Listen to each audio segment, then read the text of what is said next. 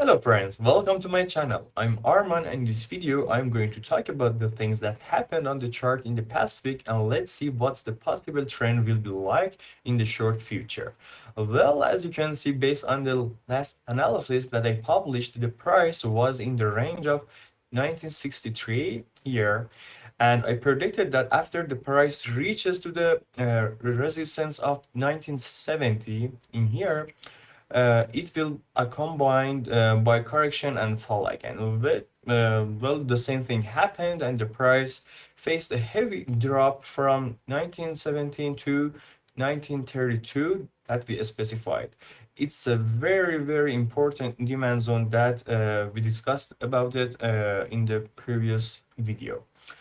Uh, the total yield of this analysis from here to here is about 700 pips. After the price reached this attractive demand zone, it faced buying pressure again and managed to grow up to 1994, which means something within 600 pips of price growth. Now, based on the daily updates that I posted on the Telegram channel every day, we saw that, in my opinion, was the in this week the price will probably drop to 1969 here. It was my second target. And then if it's supported in this range, we will see more price growth. This happened too.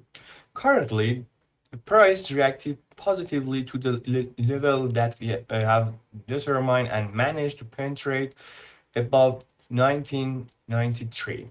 If the price managed to move above $2,000 here this week and stabilizes above 2010 in here, it has to break and stabilizes above here.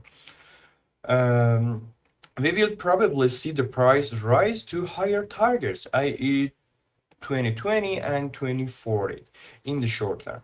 In order to better understand this analysis, I suggest you watch the previous two videos again, and after that share your opinion with me, and this time you tell me how much you think gold will grow.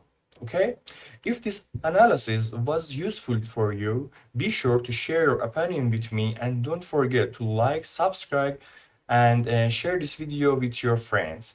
Have a good day and good trading.